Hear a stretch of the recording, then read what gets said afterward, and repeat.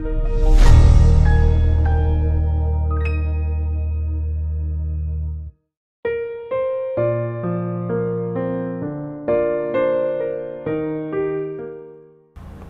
pagi, sahabat rohani HKBP Jatinegara. Sebelum kita mendengarkan firman Tuhan, kita berdoa. Kasih karunia bagi kamu sekalian dan damai sejahtera dari Bapa di sorga dan dari anaknya Yesus Kristus Tuhan kita. Amin. Firman Tuhan yang menyapa kita di pagi hari ini dari Kisah Para Rasul pasal 16 ayat 25. Demikian firman Tuhan. Tetapi kira-kira tengah malam, Paulus dan Silas berdoa dan menyanyikan puji-pujian kepada Allah, dan orang-orang hukuman lain mendengarkan mereka.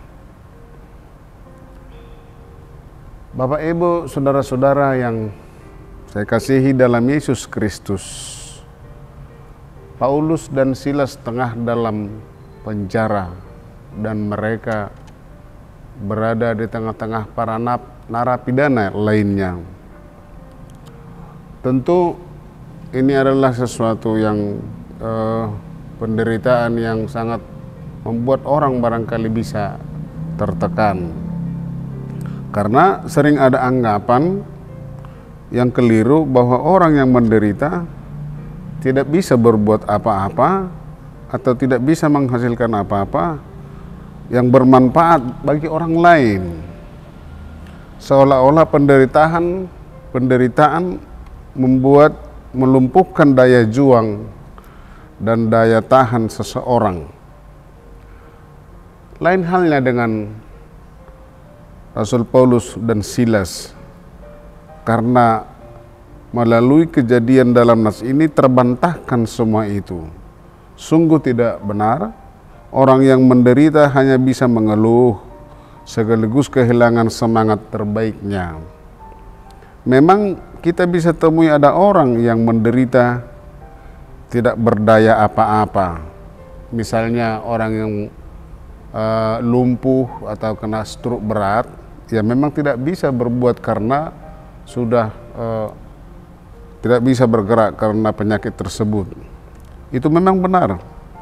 Seorang misalnya juga yang sakit parah cuman bisa berbaring lemah di tempat tidur. Namun bukan berarti penderitaannya mampu menghambat segala jenis pikiran atau gagasan yang dia keluarkan dan berguna dan dimanfaatkan atau berdampak bagi orang lain. Dari pengalaman nyata Paulus dan Silas, kita melihat bagaimana penderitaan membuat seisi dalam penjara itu tercengang dan mereka tertegun. Demikian juga dalam yang terjadi yang dialami oleh Paulus dan Silas. Mereka berdua adalah pasangan yang sangat kompak dan gigih memberitakan Injil Kristus. Ketika berada di kota Filipi tengah malam, mereka menunaikan tugasnya, lalu mereka ditangkap, dipukuli dan dijebloskan ke penjara. Kaki mereka dibelenggu. Kedua orang itu pasti berdarah-darah. Kedua orang itu boleh dikatakan pasti babak belur. Dimasukkan ke penjara yang posisi ruangannya di tengah di antara para narapidana yang lain.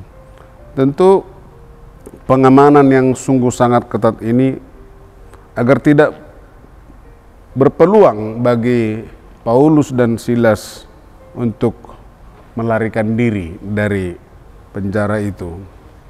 Paulus dan Silas tentu tidak tertekan, tidak menderita. Fisiknya mungkin boleh didera, tetapi pikirannya, nuraninya, hatinya, imannya tidak terbelenggu. Meski sudah kehilangan kebebasan secara fisik, dan mengalami tindakan kekerasan. Namun situasi ini tidak membuat mereka kehilangan semangat, kehilangan akal sehat, kehilangan pengharapan. Penderitaan, tekanan, dan belenggu itu tidak membuat mereka terpuruk, tidak membuat mereka frustrasi. Justru dengan masuk penjara, mendorong mereka, memotivasi mereka, menguatkan semangat, dan berdampak pada narapidana yang lain, penghuni penjara lainnya. Paulus dan Silas bukannya meratapi nasib mereka yang tengah didera itu, akan tetapi mereka melakukan sesuatu yang luar biasa, yaitu bernyanyi dan berdoa. Suara pujian dan doa mereka justru mampu menggugah semangat para napi yang lain, sehingga terjadilah mujizat. Paulus dan Silas membuktikan kekuatan hidup dengan doa dan nyanyian yang sangat berdaya guna meski dalam keadaan tertekan dan menderita. Renungan ini mengajarkan kepada kita, Bapak Ibu, saudara-saudara yang kekasih pemirsa Saroha, untuk tidak menyerah pada keadaan, tidak menyerah pada penderitaan fisik, tekanan, belenggu, dan lain sebagainya. Karena itu mari kita teladani, kita tiru sikap Paulus dan Silas, sehingga hidup kita tetap berguna bagi orang lain. Meski kita dalam keadaan tertekan, meski kita dalam keadaan pergumulan, tetapi kita mengalirkan energi positif pada orang lain, manakala kita mampu keluar dari penderitaan itu melalui doa dan pujian kepada Tuhan.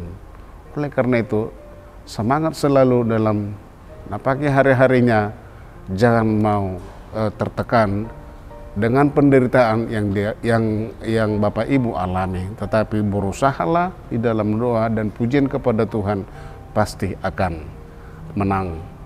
Amin. Kita berdoa. Terima kasih Tuhan atas firman-Mu di pagi hari ini. Sekalipun kami menderita, kalau